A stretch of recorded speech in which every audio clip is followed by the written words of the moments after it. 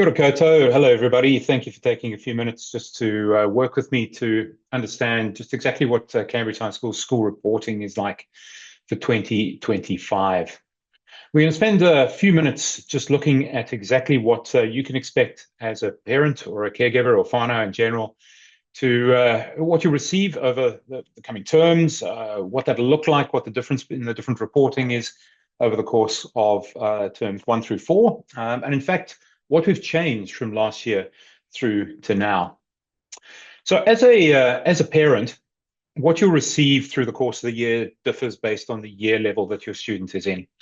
In year 9 and 10, each term you'll receive a progress report.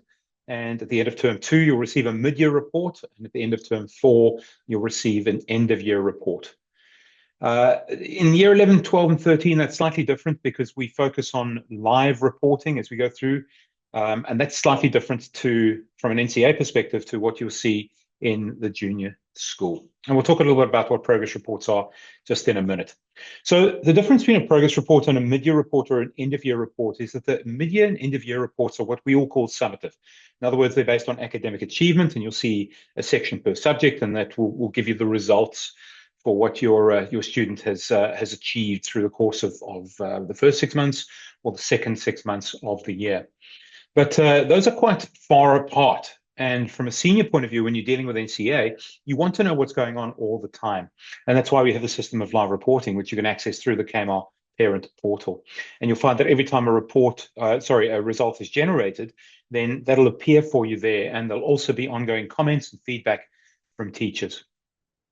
But what you will see all the way through the year, regardless of the year level, is the Cambridge High School progress reports. Now, these are new. They replace the Navigator reports for those of you who were with us last year. But I need to tell you exactly why we've done this and what they're all about. The consistent part here is what you will see is REACH. So the school values are based on this REACH acronym, which you'll see time and time again in all areas of school life. So this is what a progress report looks like in 2025. We've got student information at the top. I've got a student here, fictitious student by the name of James Kirk, who will probably take enterprise studies at year 10 and go on to be a captain in some or other spaceship. But moving on, we've got the REACH logo and then the REACH descriptors. And you'll see that those are realize your potential, engage with purpose, act with integrity, care for people and places, and have courage to succeed. And we'll talk about each of those in a moment. Beyond that, of course, what you'll also see is the teacher and subject information. So for my friend Jim Kirk over here, you will see a whole load of subjects there in year 9, and they'll get descriptors that will tell you how they are progressing. And you'll see a 4 color-coded scale that's associated with that. And I've got an example for you in a slide or two's time. On the back of the report, so you'll get the progress report, and on page 2, or on the back, if you print it out, of course, you will find an explanation of just what this actually means. And when we look at each of these descriptors, which are clearly associated with REACH, we begin by looking at realized potential. So as the teacher who's teaching a particular subject, they will assess how well the student is progressing towards realizing their potential. How well do they want to strive to improve? Do they know what they're capable of? What are their goals? All of those objectives. It's tenuously linked to academic achievement, but that doesn't mean that the better the academic achievement, the more you're realizing your potential, because we're very aware that it's our job to know our students well and understand that not everybody's potential extends all the way to excellence. So you could easily find a top score here, which is not related to an excellence achievement in an academic assessment. But engaging with purpose in the classroom is really, really important.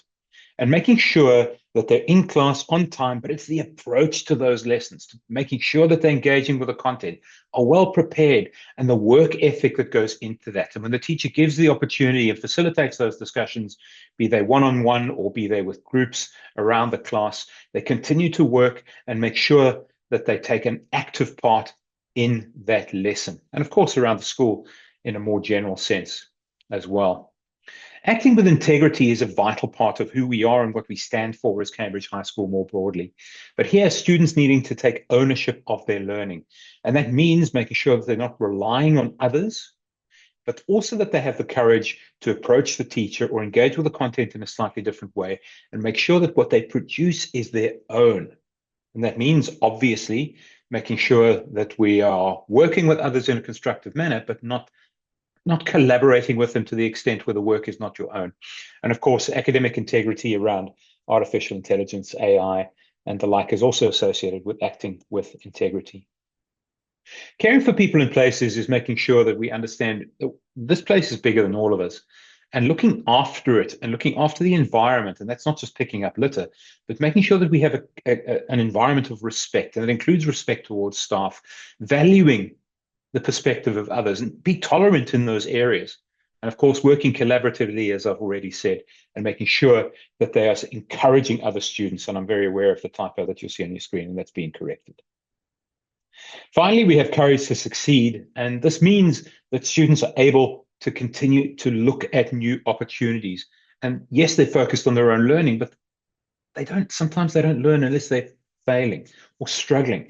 And often you don't know how good you can be unless that learning journey takes some kind of dip. So continuing to push yourself and having the courage to engage in things that you're not entirely comfortable with is how we'll continue to maintain that growth trajectory. And on the report, you will see one of 4 colors. From concern at the lower end, some elements of development are required. And as expected would be our 3 out of 4 type score. And then we're looking for people who are going above and beyond to have a color code of gold. And I've got some examples for you here of just what it looks like. Here, I've got my year 13 student on the left here. That's Fred Flintstone. And I've got Taylor Swift on the right. What links them, I'm not too sure, but certainly one's involved with rock and other one's involved with a different type of music. So you'll see here in both of those 2 reports, we've got all 4 colors represented on the screen. And we'll take a little bit of a look at what Fred Flintstone's year 13 report looks like. And that's why there's 5 subjects and not the 6 that you would see in year 11 and 12, or the 9 that you would see in the junior school. So this is what you'll receive, a report that covers all subjects with a color coding and an explanation on the back. And there are a couple of ways in which you can read this. The first thing you could do is just look at the line of the subject. And so for business studies, Fred has got 4 of the 5 markers at the level of concern. And that obviously is a concern. Fred's doing slightly better in terms of care for people and places, but here there is a definite opportunity to engage with the teacher and find out what is going on in this classroom and how Fred can improve and what those goals should be, what those next steps should be. It's a partnership for learning between the students, the home, and of course the school to make sure that we understand the student, understand the student's needs, and can work together with the home to make the most of the potential that lies within every one of our students.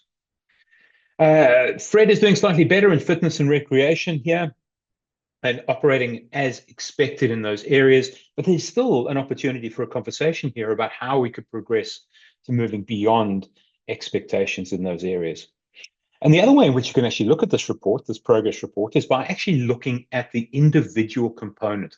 So meaning care for people and places. And if you look at that from a vertical perspective, you'll see that Fred is doing best in that area of the 5 reach descriptors that we're talking about here. So Fred, where do you think things are working well for you? It's great to see you looking after, the environment, the learning environment. That's fantastic. Now, how can we translate that, Fred, into a little bit more engagement with purpose? And you'll see there are 3 areas of concern with that particular one. So hopefully some really good conversation starters at home and the opportunity to pick up at school with those as well. So the reason we've taken on these reports and replaced the Navigator reports is to create consistency across subjects. The reach language of learning that we are developing and implementing inside of the school should permeate all aspects of what we are, or where we are and what we do. So that you should see consistent approaches from teachers in these areas. And it doesn't just focus on academic achievement. Yes, we're a school that is striving for excellence and making sure that we get the best for every student. But at the same time, we're focused on progress and making sure that there are gains and opportunities for every single person to improve in every area where we can. And we want to share that journey with you. We're so much more powerful when we work together in these areas, and understanding that success can be defined in different ways. And so the parent evenings, and there'll be one in one opportunity in term one and one opportunity in term two for you to come in and have a look and meet with the teachers, whichever teachers you choose to make appointments for or with, of course. And they can outline a little bit more about the report and how those adjustments or how those descriptors were arrived at and where their assessments, their judgments sit for each student in each individual subject. And that gives you the opportunity to plot and work together from one report to the next and identify next steps so that we can provide support for the student and you can provide support as well as understanding just exactly what's going on at home and at school. So those opportunities present next week at Tuesday, the 1st of April, and Thursday, the following week in week 11 on the 10th of April. We close early on both days at 1:30, and there's a gap of an hour and a half or so before appointments begin. But there's been a separate email about that, and that'll give you the opportunity to make those bookings and come in and understand a little bit more about what we are all about and just how our young people are progressing in term one this year. Both evenings are for year 9 to 13. So if you can only make one of the two evenings and you've got a student in year 9, a student in year 11, that's all good. You can make appointments for both on either of those two occasions. Thank you for taking the time to listen to what I've said about the reporting approach. We are committed to making sure that this is a partnership between home and the student and the school, and we look forward to sharing those with you over the course of 2025. Kia ora.